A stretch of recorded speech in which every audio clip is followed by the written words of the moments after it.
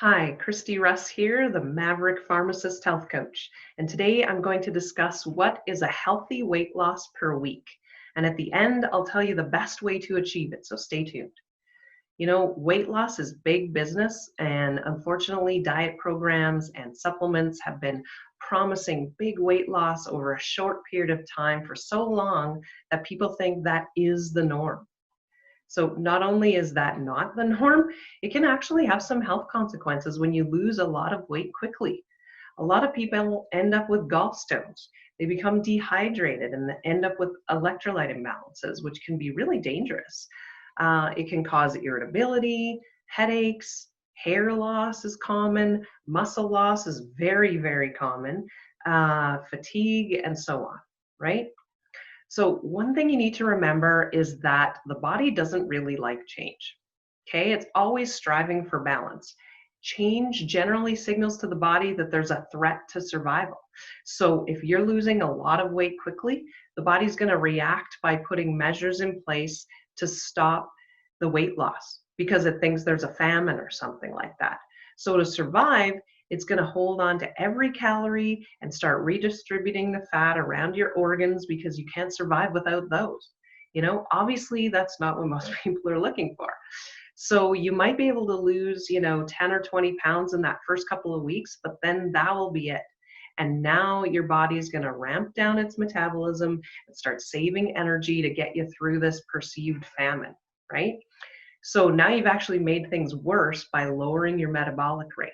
And that's why most people that lose a lot of weight through calorie deficit gain all of that weight back plus more, because now the amount of calories that you're burning by just existing is less. Okay, so the amount of weight loss per week for most people that doesn't signal this survival reaction by the body is between a half a pound to 2 pounds per week. The more overweight you are, the more you can lose without triggering this issue. But what you'll find happens is that you might lose like 5, 10, maybe even 15 pounds in that first week or two, and then it just slows right down to a pound a week.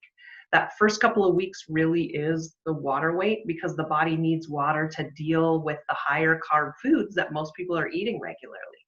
So that is what you should aim for, and really just make sure you don't get discouraged if it's coming off slowly like that. I have to have this discussion with my clients once in a while because this is the way it's going to stay off, which is really what you want anyways, right? Think about it. It came on even slower than that, so it only makes sense that it's going to take some time to lose it too. Sometimes you'll hit a plateau because, like I said, the body doesn't like change. So every 15 pounds or so, you might need to do a bit more to push your body into that fat burning again. But once it starts, then it should kind of continue again till that next plateau. And also be aware that the progress gets even slower once you're within 10 or 15 pounds of your ideal weight. You might only lose a pound a month, but that's okay.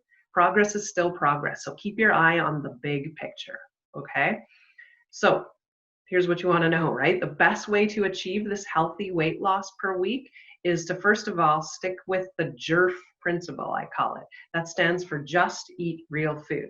Okay, eat foods that have little to no processing and the only ingredient is itself. Okay, secondly, stop the blood sugar swings by choosing more protein, more fat, and going with lower amount of carbs. So think, eating meat and veggies more often. Okay, stay tuned for my next video that talks about the pros and cons of a ketogenic diet and whether that's the best way to go. If you like this information, please subscribe to my channel for real life helpful tips and the myth busting of common health information. Bye for now.